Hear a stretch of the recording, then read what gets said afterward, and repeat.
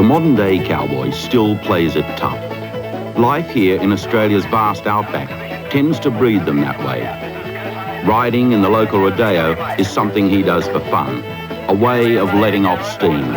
Being bounced about on the back of a bucking bronco or a testy old bull is, in many ways, what is expected of these young stockmen as they attempt to live up to the Wild West reputation of the outback.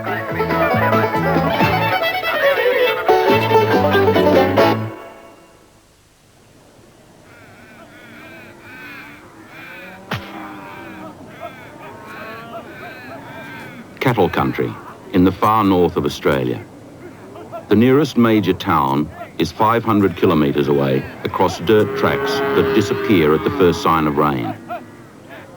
When they talk about isolation, this is what they mean. Even the homestead is a full day's ride from here. Aboriginal stockmen have been working cattle on horseback in this country for nearly a century. When white men began to develop the outback, they recruited local Aborigines as a cheap source of labour. They taught them the skills of the drover, a task to which they adapted quickly. Now, Aboriginal stockmen are some of the best horsemen in the world. They make up the vast majority of the cattlemen who still muster this northern country by horse. The drover and his horse have always been a team, partners in opening up the remote inland. They are a tradition born out of the pioneering spirit that is often attributed to the isolation and loneliness of this outback life. By the 1870s, the first cattlemen were starting to take a serious interest in the far north. Spurred on by a rapidly expanding population and increasing demand for beef, they began taking up huge tracts of remote country and searching for ways to overcome the problems of getting their cattle to market. If there's one specific thing that this country has always been rich in, it is land. Hundreds of thousands of square kilometres of grazing country. In 1879, there were few holdings in the north and northwest of Australia. What there were small. It was in that year that the first of the cattle kings emerged. An Irish immigrant named Patsy Durack took out a lease on 7 million acres of Kimberley and Northern Territory grazing land, sight unseen.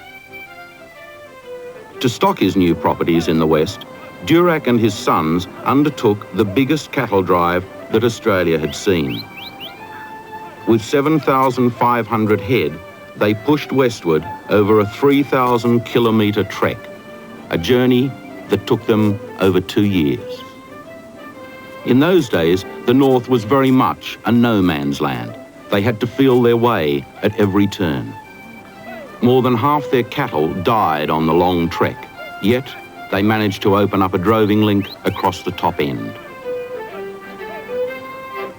On reaching the property, the Duracks built the now famous Argyle Homestead to stake their family's claim to the land. Like most of the pioneers of the era, they built a solid homestead using the red volcanic rock characteristic of the Kimberleys. The benefits of these stone buildings were twofold. Not only did they keep out the searing heat of the Kimberleys, but also protected the family from attack by hostile Aborigines. The Aborigines resented the coming of the white settlers. The viciousness of some of these attacks is reflected in the death of Big Johnny Durack, Patsy Durack's nephew. When he failed to return from an expedition in search of new grazing country, the ensuing search party found his body staked out and pinned to the ground by more than 20 spears. Attacks like this were normally followed by bloodthirsty reprisals. The Duracks were just the first of many families who would eventually claim the title of cattle kings. They were quickly followed by other grazing families. Many of these emerging and powerful families, despite their newfound wealth and political influence, were helpless as they watched their own children die for want of proper medical care. Out here, only the strong survived. Men like the Duracks and Nat Buchanan became the droving heroes of the day. They were to move huge herds of cattle, often 2,000 or 3,000 kilometres at a time, and opening up the far reaches of the country.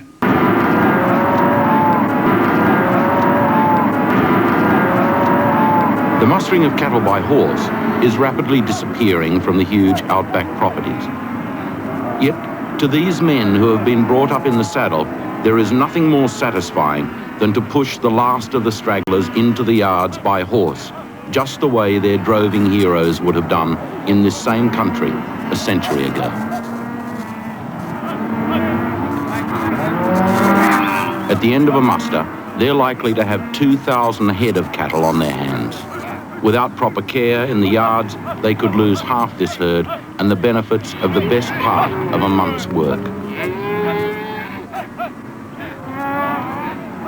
Unlike regularly worked or educated cattle, some of these bulls may not have been mustered for 15 years. Some may never have seen a man before.